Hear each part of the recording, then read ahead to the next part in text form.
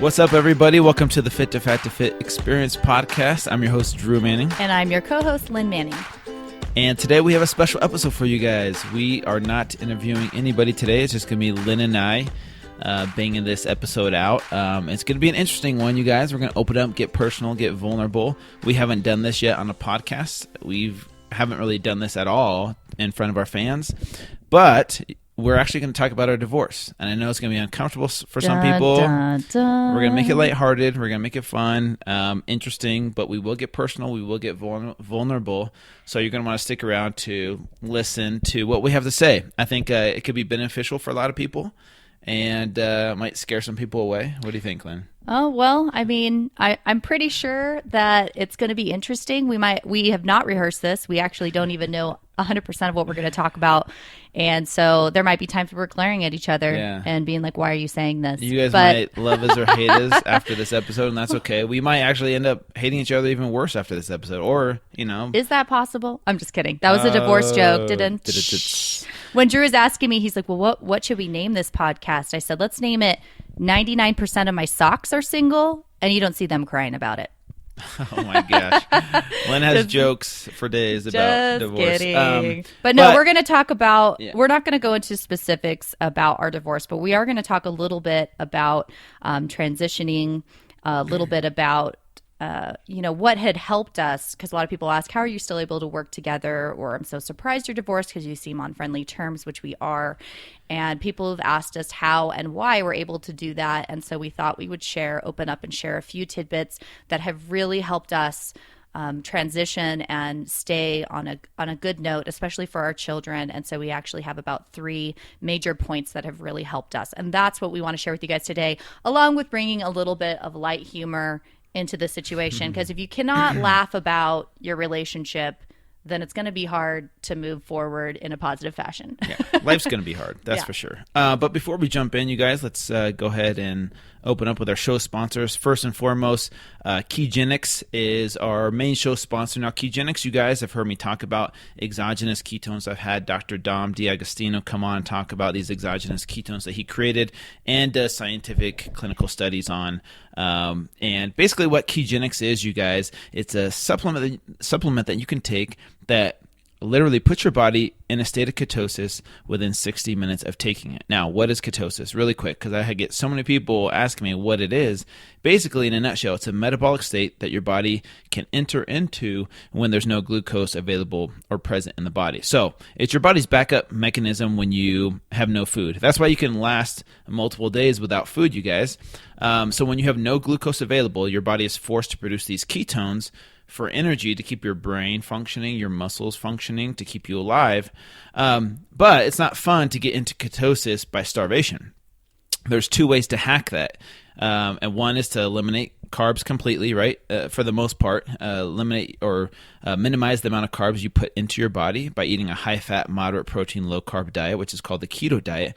Or you can also take, exogenous ketones like Ketogenic, which takes literally within 60 minutes of taking it, you're in a state of ketosis. You can test your blood ketone levels before and after to show that you do have ketones in your blood. Now, with nutritionally, you can do the same thing, but sometimes it can take up to a week or even longer for some people to get into a state of ketosis. So this is just a convenient way of hacking that and getting in quickly. Now, there are many, many benefits other than fat loss and weight loss, which are great. When you're in ketosis, your body's forced to use its own fat stores for fuel in your body. And just know this, you guys, your body can store only up to maybe 3,000 calories of glucose before you need to replenish it, right? But your body can tap into 30,000 calories of stored fat in your body for fuel. When you're in ketosis, your body is using that stored fat, which is why it's a lot more efficient for some people to be in a state of ketosis. Now, Ketogenic.com is the website. You can go get a 30-day supply. Use my code FIT2FAT2FIT. That's FIT number 2, FAT number 2, FIT for 15% off. And go check it out. I've been using it. I love it.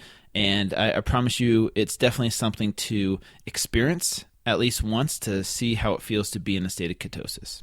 Yeah, and our other show sponsor is Quest Nutrition. You guys have heard us talk about them for years. I always like to joke around. I'm like, I loved them even before they were popular. Now everyone sees them. Everyone knows what they are. They're an amazing, well, they actually have several different products, but my favorite staple, of course, is just their protein bar. And you guys know we preach eating whole foods, okay? We obviously eat whole foods. We believe in proper nutrition, but it is very hard when you're on the go to find good whole foods, especially if you're like going through the drive-thru. Obviously, you're probably not getting a lot of great nutrients in your food. And this is a way, I always like to have a Quest bar in my purse, in my console, in my car. I like to have it in my office. For me, in order to avoid the fast food trap, having a Quest bar has saved me, especially when I'm running my kids around. I like to take them on the go. My kids love them. My favorite flavor is, of course, the cookie dough. Also, their Quest chips are amazing, and their protein powders too. So go ahead and check out the show notes if you want a link to go over to their site and try one out. Yep. All right, you guys, let's go ahead and jump in to today's episode with yours truly, Lynn and I. So should we start with a joke? Yeah, I think Lynn has some jokes. But before we do, just so you guys know, we do understand that divorce isn't always something to laugh about. It's not always something funny. But we just want you guys to know that life does go on, and life can get better. And life is so much better if you can learn to not take yourself so seriously, which, trust me, I am still learning this lesson, not to take myself so seriously. But it's always good to start off with a little humor. So I think Lynn's prepared some jokes here.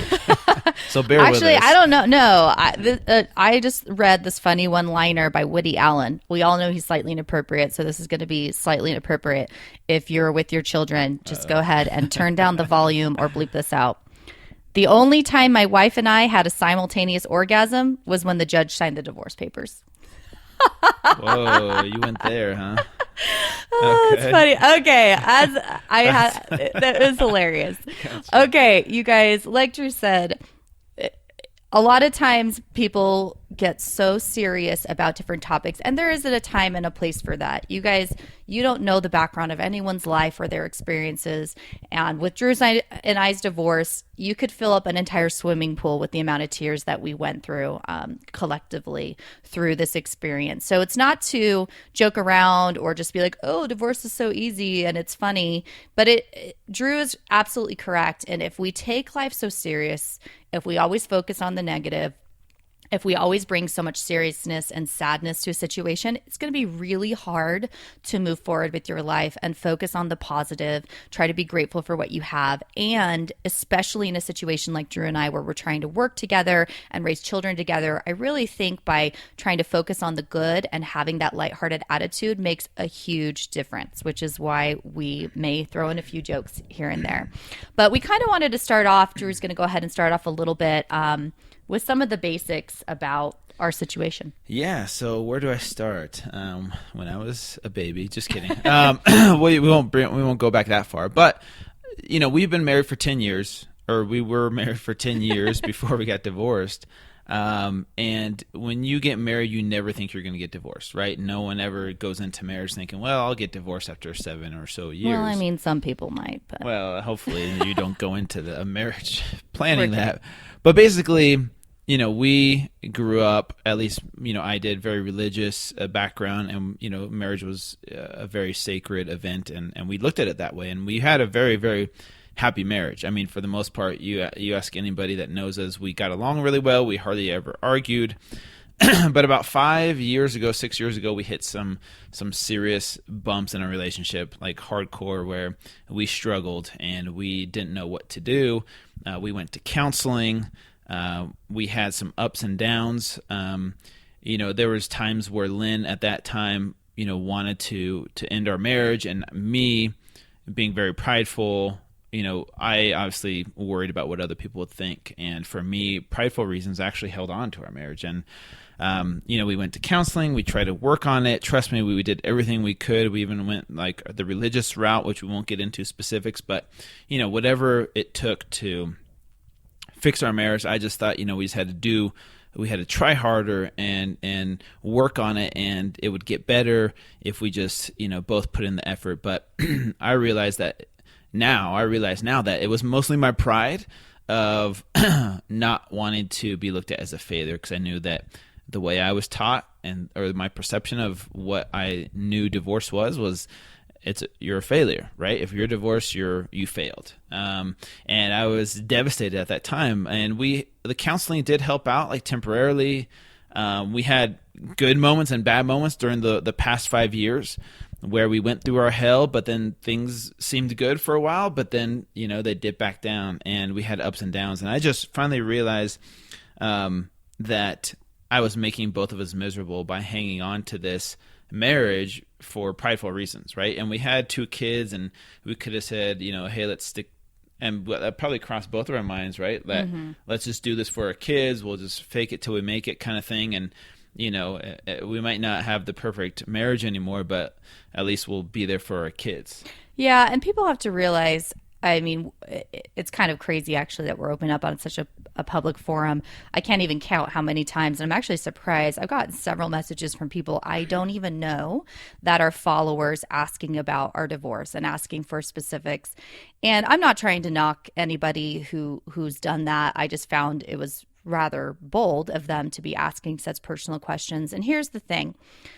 I have never been the type of person that speaks about other people. The joke around my friends is they always call me the vault, because they're like, if you tell Lynn something, it's not coming back out.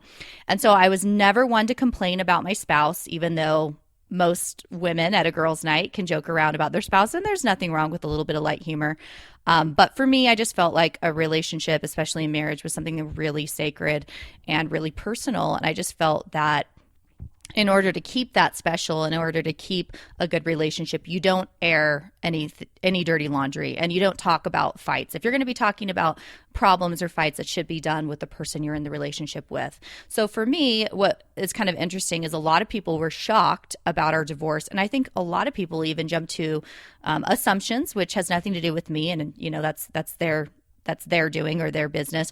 And they don't realize that we were in hardcore, intensive, continual counseling, both together and individually, for over 5 years before we were divorced. This wasn't something like, we're not getting along, so we should break up.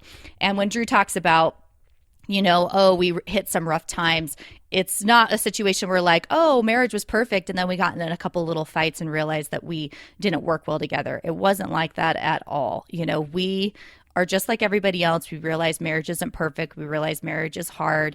And that is the only reason we stuck it out for so long, was trying to work through some of these huge hurdles and determining if we really could be happy and continue on in a relationship.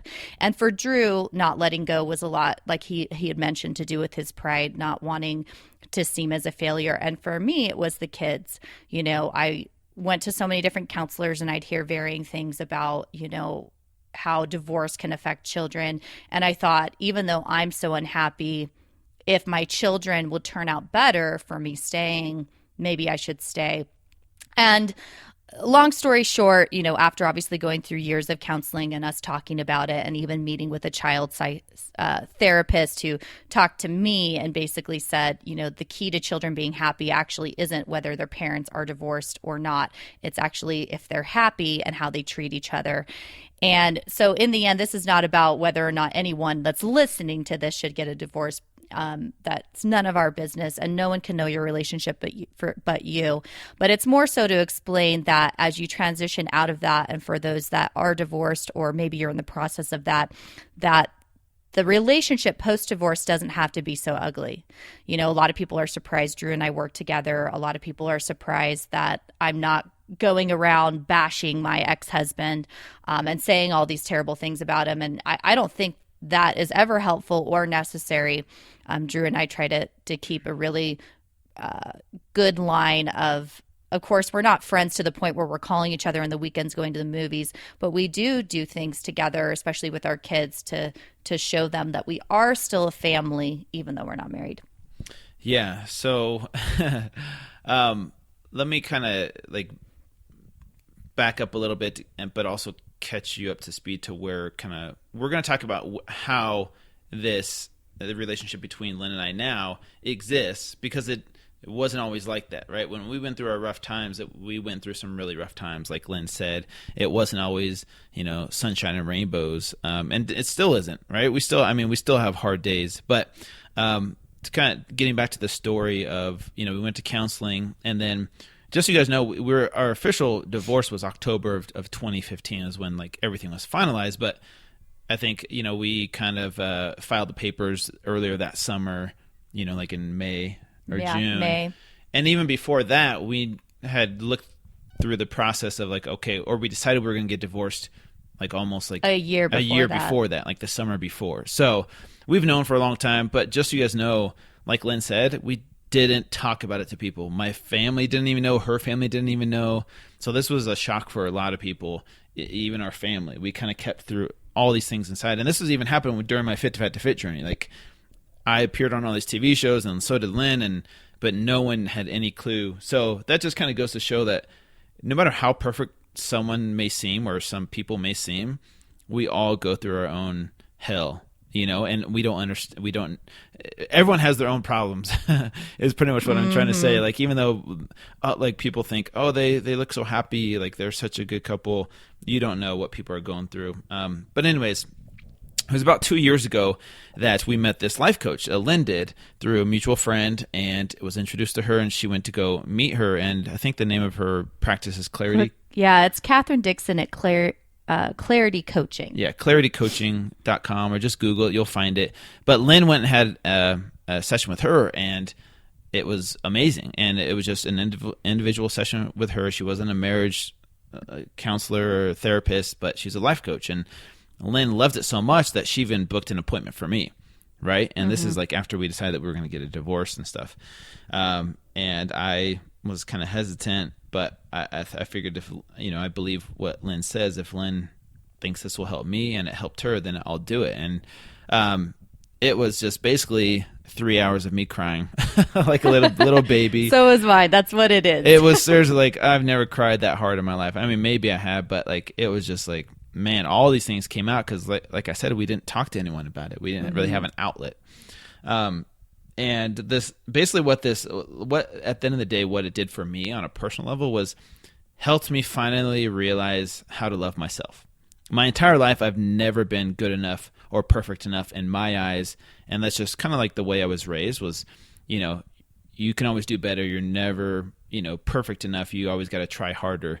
And that can be good and bad. But for me, it was definitely bad because I hated who I was on the inside, even though I appeared to be good on the outside, right? And she finally opened up my eyes to, wow, I'm deserving of love from myself. For the first time in my life, 34 years of existence, I never knew how to love myself until this moment. And so that's kind of like the biggest takeaway for me was learning how to love myself. And that's where things started to change for the better. And that's where our relationship started to become better between the both of us, was healing on an individual level through this life coach. And then from there, and that's going to be one of our main points that we talk about at the end, number three of how to transition and be, happy post divorce, especially with each other, is, a lot of people focus on the other person and what they're doing, and we'll talk in more depth about this later in the show, but it's really more important for you to focus on you. Yeah, exactly, which I didn't know how to do from my experiences growing up. And so anyways, the other things that helped me on an individual level were honestly Brene Brown's books, Daring Greatly and Rising Strong, which I've read the past year or so, learning how to be vulnerable and learning that vulnerability is a strength and not a weakness, versus what I was taught, or my perception of what I was taught as a kid was men are not supposed to be vulnerable. You don't talk about your feelings. You don't appear weak. That is not okay, until I read these books, and it just gave me so much power over that fear of, appearing weak to others. But I learned how to own my story, and that's what helped me overcome this fear of, like, what are people going to think of me if I'm divorced, and what's my family going to think of me? But anyways, those are the things that helped me on an individual level. And then from there, we decided to move to Hawaii. As a divorced couple, we moved to Hawaii. Well, and some background about that is, Drew is part Hawaiian. His dad grew up on the Big Island. His grandparents lived there until they both passed away. And his older brother had been living there for years, over a decade at least, right? on the Big Island. And so we felt a couple things. One of the things is we had been so private about our struggles and about our divorce, and especially being in the public sector with Drew's show coming out and a few different things. We didn't want a lot of attention, especially negative attention, on us for our kids' sake.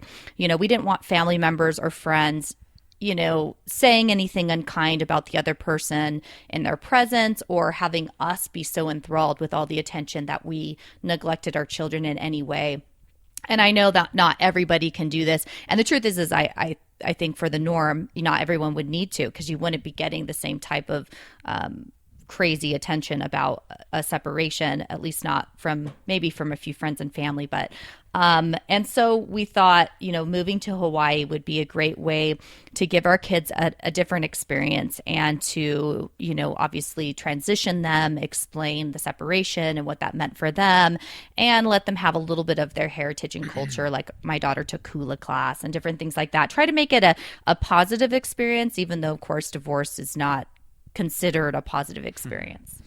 Yeah. So, and plus both Lynn and I, we love to travel, and we both agree that life is more about making memories than buying cool things. Mm-hmm. And so we'd rather spend money on making these memories that'll last a lifetime versus, a gift that you got for a birthday or Christmas, and you're like, I don't remember what I got last year. So we both decided to spontaneously up and move to Hawaii. We didn't tell people why. We just kind of up and did it, saying, well, we just want to change. We want to, experience something new. We work from home. Why not? And that was part of the reason. But at this point, none of our family even knew at this point in time. But we eventually did open up and tell them after, shortly after moving out there. And it was hard for our families. And that was like my biggest fear was, what is my dad going to think? What's my mom going to think? What are my brothers going to think? I knew like my followers and, my fans, I didn't, not that I don't care what those people think, but like obviously your family is important and you do care what they think. And I was so nervous, but opening up and being vulnerable and talking about my past or my weaknesses and our divorce, I knew it was going to be hard on it, but it was like I cried like a baby again, opening up to my family members, and that was hard. But at the end of the day, we make up stories in our mind of how bad things are going to be when we tell our story, but that's all in our head, and it's just a fear that we hold on to. But in reality, you don't know what it's going to be like. Like it wasn't that bad. My family was very supportive, and the outpouring of love, like I just felt the support and the compassion. And so it was a very positive experience at the end of the day. But in my mind, I was just like so much anxiety and nervousness and, fear, and all of that was washed away after being vulnerable. And that's where you find true happiness in my belief, in my experience. Yeah. And I'm sure you guys are sick of hearing all about us. Jeez, is this all about us? No, well, but we did want to give everybody a little bit of background. Like, of course we're not, and who knows in the future if we ever have a forum and we decide to open up a little bit more. But the truth is what happened in our marriage really is about us and our business, and it's not everyone else's business. So, but we did want to share, obviously not specifics, but a little bit of background about that transitioning. And then we wanted to leave everybody with just 3 takeaways, 3 things that for us, because people fast forward now, because I don't want to get too much into detail. We could talk for hours about our divorce and the transition and everything. But the key is a lot of people ask because they've seen us together, whether it's at the FitCon event, they see us filming for Dollar Workout Club, and they wonder, you guys seem amicable, you guys seem friendly. How are you guys able to do that? And so we wanted to share a few takeaways of what has helped us be on friendly terms, especially for our kids. Yeah. Before we get into that, though, I just want, we were definitely not the norm. Like we lived together as a divorced couple for like 5 months in Hawaii before we finally decided, okay, we need to eventually get our own places and move out. But yeah, it was weird for so many people. They're like, "Are you guys sure you're divorced?" Because it doesn't appear that way. It's true. Yes, we slept in separate rooms. We made it work. It was actually, I think, it was better for our kids that way to see us still we were still friends and business partners. And so we're going to talk about now, like, how we've been able to maintain that type of relationship and what's worked for us. So hopefully there's some good takeaways here for everybody, whether you're married or not. I think there'll be some good takeaways for everybody as we go through these 3 things that have helped us maintain a good relationship post-divorce. Yeah. And number 1 is having a long-term vision. And I know this can be really tough, especially because I actually preach always, especially people that follow my page, they know I preach about living in the moment and being in the moment. And that is good. And actually, if you're really in the moment, in a way, you already have that long-term vision. And so this kind of applies anyway. But the truth is, it's easy to be caught up in the coulda, woulda, shouldas. It's easy to be angry. It's easy to be like, well, this isn't fair, or I can't believe this happened, or I'm going to be mad, or I'm going to hate this person. And maybe in the short term, you'd feel a little bit better, like punching them in the face or something. But in the long term, that's not going to get you anywhere. And luckily for me, I'd gone through several other really hard things in my life, especially in my childhood, that it gave me a lot of perspective to think of things long term and to realize that everyone's doing the best they can, which we'll talk about in our point number 2. And so for me, I had to realize that long term, I wanted my kids to have a really beautiful childhood and to grow up and to know that they are loved by both me and by Drew and to be provided for. And I knew in the short term, yes, the divorce sucked. And yes, there were times that I had been angry or upset. But in the long term, I knew that, 13 years from now, when my youngest daughter is out of the house, I'm not going to look back and look at Drew and be like, I'm glad that we weren't friends and hated each other the last 13 years. That really improved our lives and improved our children's lives. And so having that long-term vision and realizing that I wanted the focus to be on our kids and on their happiness really helped me in day-to-day things instead of, of course there's going to be times we've gotten on each other's nerves or he would say something and I'd be like, that's so hypocritical. And then in my head, I wanted to explode and then I'd breathe and think long-term.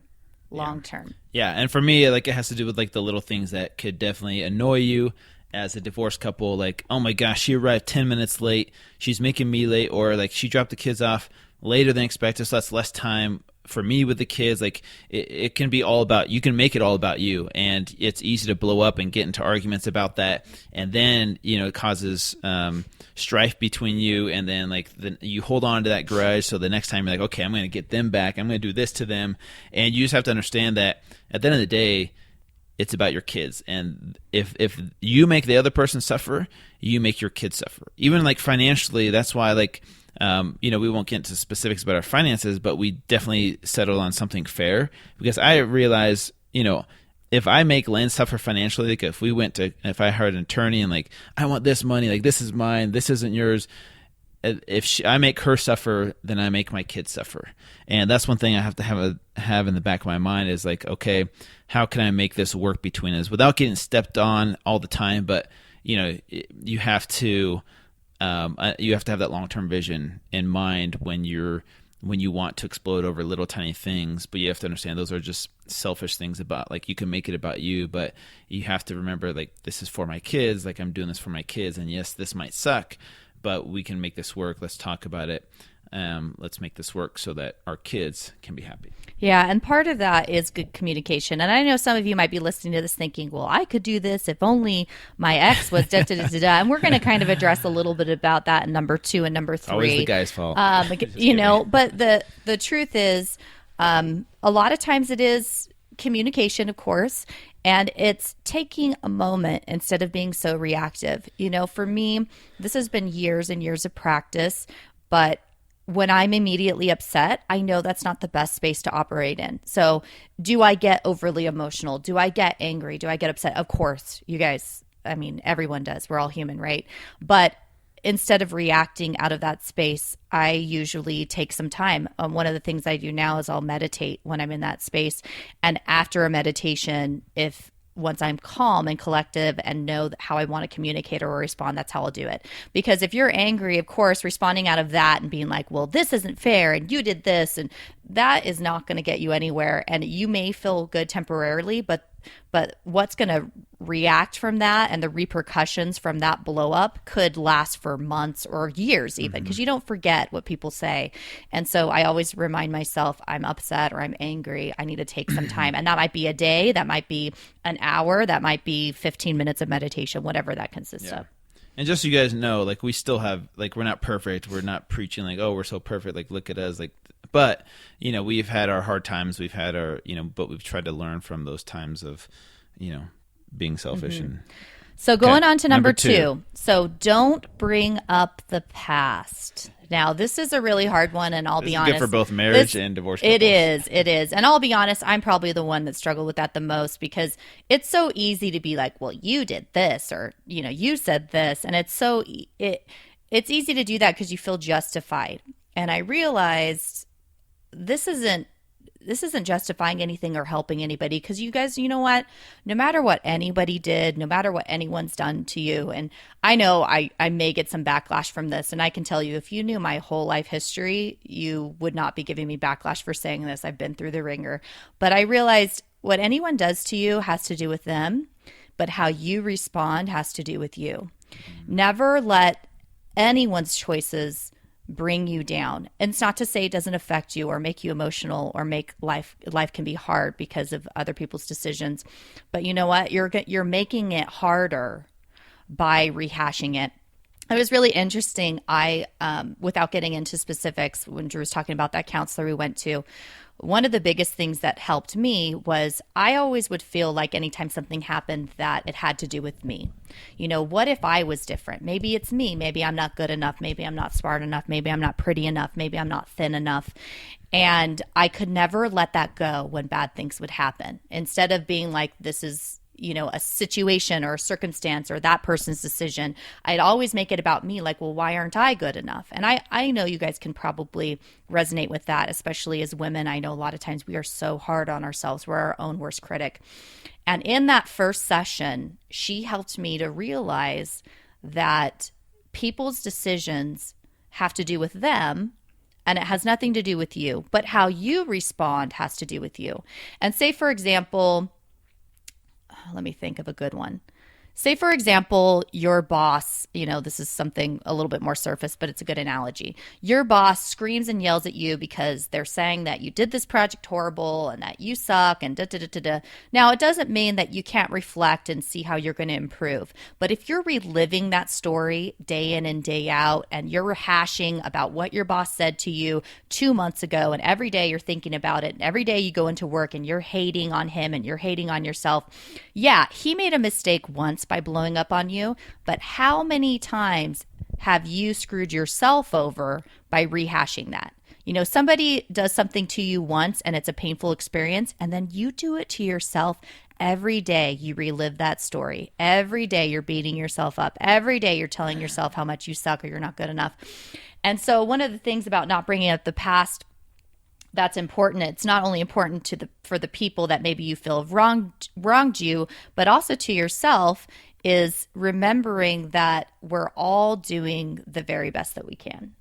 You know, and that seems hard. I've actually asked people before, and Brene Brown, both those books Drew and I both read, is so good at explaining this. I know a lot of times we think, well, they could have done better or they should have done better. But the truth is the way that we all react has nothing to do with other people. The way I'm reacting doesn't have to do with Drew, and it doesn't have to do with my kids. I can blame them if I want, but it has to do with me. It has to do with how I grew up, with my life circumstances, with my trials, and the walls that I've created because of that. You know, the stories that I've told myself because of my life experiences, and that's how I'm reacting. You know, if I would have grown up in a different family or with a different set of values or a different religion, you know, my responses and my reaction would be different. So you have to realize everyone is doing the best they can with what they know, with their life story, with their walls, with their insecurities. They're reacting out of that space, and they are doing the best they can, and also their reaction has to do with them, and it doesn't have to do with you. And when you can separate that, it is a lot easier to let go of the past. Yeah, it took me 30 plus years to figure that out, you know, to finally learn that. But man, it makes life so much happier. One other lesson that I learned from this life coach was, there's God's business, there's your business, and there's other people's business. And when you live in God's business, wondering why things happen and why did God allow this to happen, or you live in other people's business, why did this person react this way? Why did they do this to me? That's when you're miserable. That's when you're, stuck in fear and grief and shame. But when you live in your business and you control your controllables, the things that you can control, that's how life is so much easier to be happy, is when you're living in your business, not focusing on other people's business, like they should do this or they should do that, or God, should have done this, or why, don't I have this? I've been asking for this. Those kinds of things. When you're in your business, that's when you can find true happiness. So yeah, absolutely. And that's also when you find that confidence in yourself and that joy in who you are, is when you're living in your business. I think we all focus way too much on other people, comparing ourselves to other people, how they look, how they act, their marriage, their kids. You're never going to find joy there. You guys stay in your own business. Yep. And then the last thing we'll talk about, and I'll let Drew lead with it, since I talked so much, number 2, but it's focus on you, focus on yourself. Yeah. And this is where, there's a good segue with what I just talked about, staying in your business. Focus on improving your own relationship with yourself. And I know that sounds weird, but like I said before, I never learned how to truly love myself. I always hated myself. I always thought I could do better. You're not good enough. And I thought that was good motivation, as a kid. But ultimately, it just broke me down as a man, and I finally learned how to love myself. And so definitely focus on your relationship with yourself from a physical standpoint, mental, emotional, spiritual, first and foremost, because then you will be a better version of yourself if you can have that better relationship with yourself and you can love yourself. You're a better husband, you're a better father, you're a better employee, you're a better brother, sister, friend, whatever it is. You're a better you when you learn to love yourself. And so, if you take care of your health, if you, and I know it sounds kind of selfish, but if you take care of yourself, make time for yourself every single day, you will be a better version of yourself. And we tell people all this all the time in health and fitness is like, I feel selfish. I should be giving more to my spouse or my kids, and I'll just sacrifice my own self, care, and that will, show how good I am. But ultimately, you're not a better version of yourself if you don't take care of yourself. So a couple things that have helped me, you guys, obviously learning how to love myself. The life coach, she definitely helped me see that.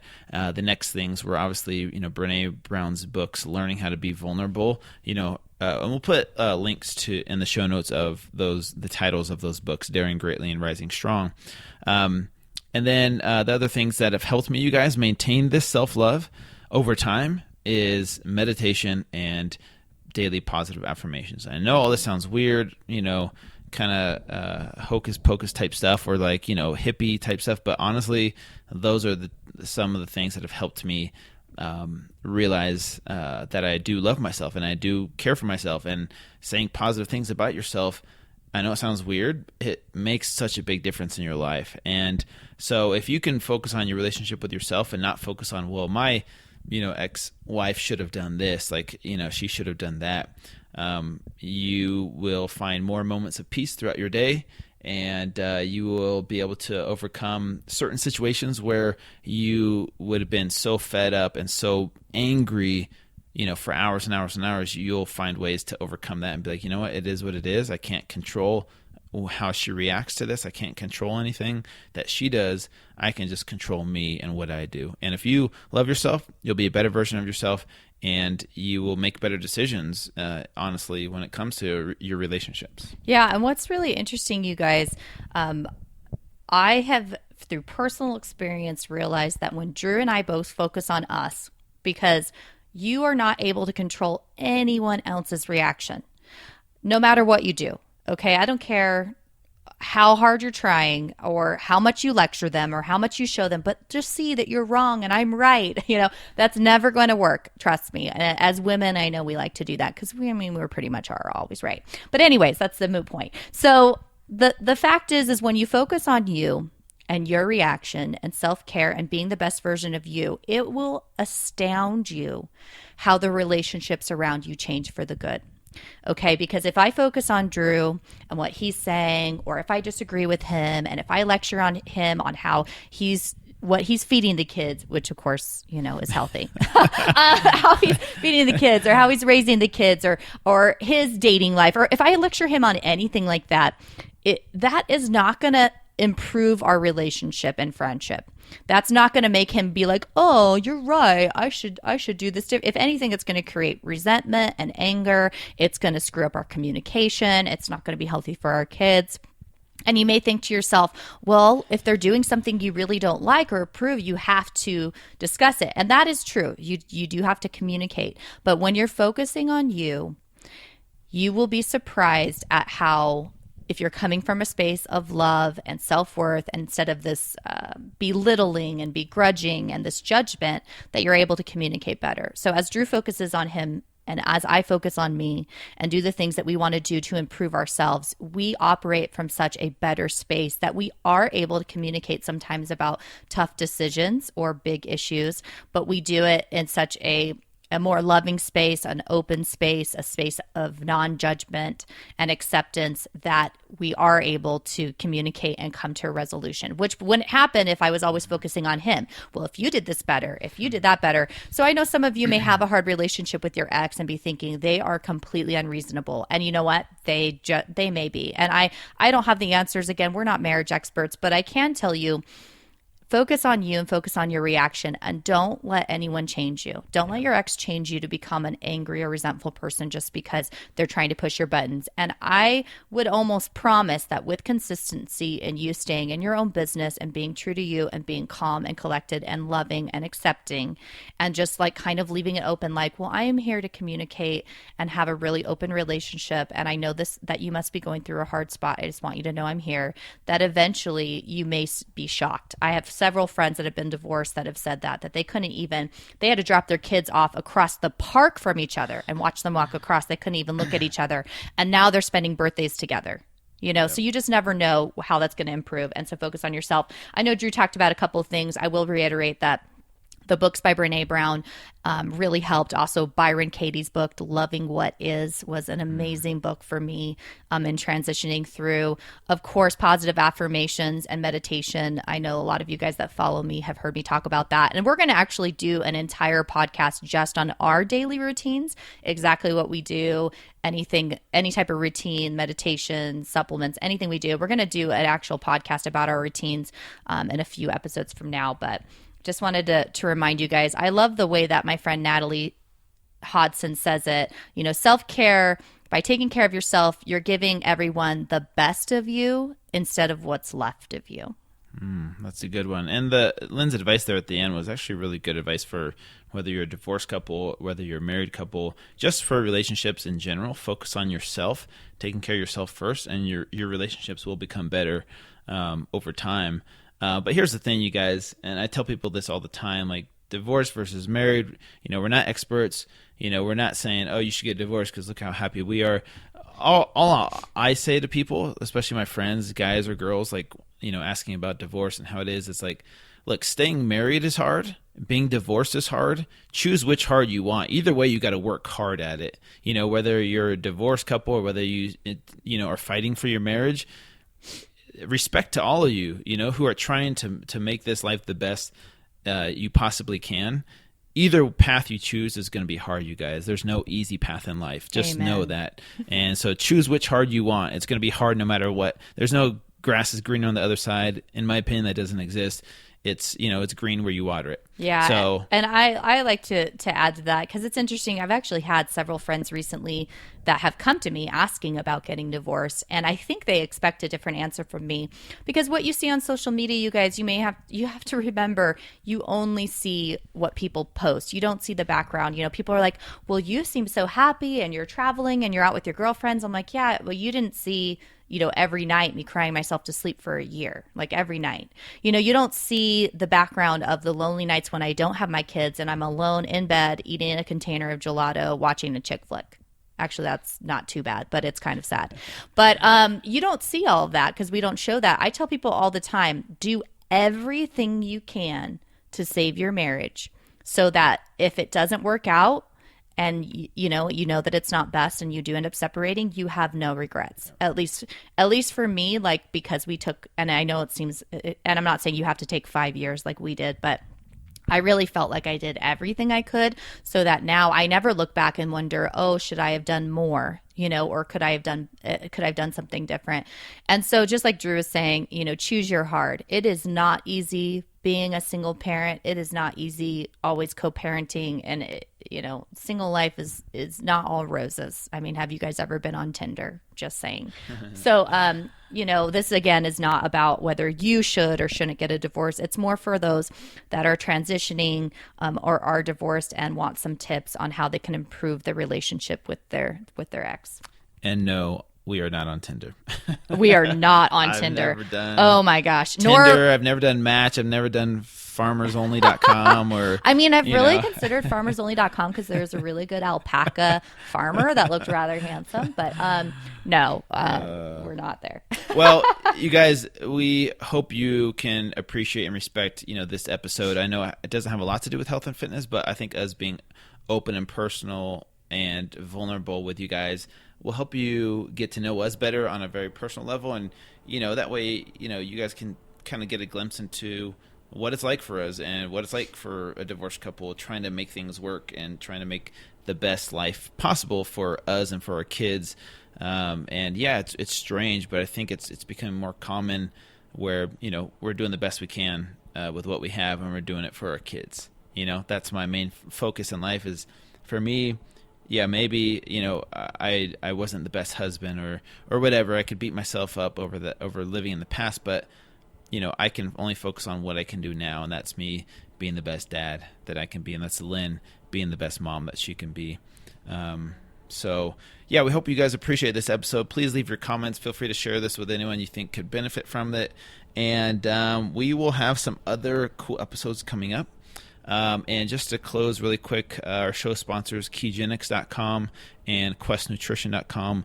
We are very, very grateful for them sponsoring this podcast. We are grateful for you guys for listening, because none of this would be possible without you guys. We appreciate you guys tuning in every single week to listen to these episodes, and we hope you find this information valuable, and we hope that you guys can help us continue to share this with other people that might be able to benefit from this information. If you want to, please, if you enjoyed this episode, please subscribe to us on iTunes so you get updated each week when a new episode comes out. Leave us a review. We definitely appreciate that. That helps our ratings on iTunes. And we are getting close to 50 episodes, you guys, which is amazing. Well, this is 42. We might have to do something special. We might have to do something special. So if you guys have any cool ideas for a 50th episode, let us know. In the meantime, I have my website is fit2fat2fit.com. I have a newsletter you can sign up for to stay in the know of what's going on a weekly basis. I update you guys. Cool new things coming out, you guys. A lot of new updates that I have to keep you guys informed on. And my social media is at fit2fat2fit, all across the board. Facebook, Twitter, Instagram, Snapchat. Stay in touch, you guys. And I should respond to most of you guys' questions and comments. And if you guys want to find me, my website is the number 2 fitathome.com. My Instagram and Facebook is the number 2 fitathome. I tell you guys my Snapchat, but honestly, I mostly post all the delicious desserts that I eat, which is not going to help anybody trying to lose weight. So I'm not going to say it.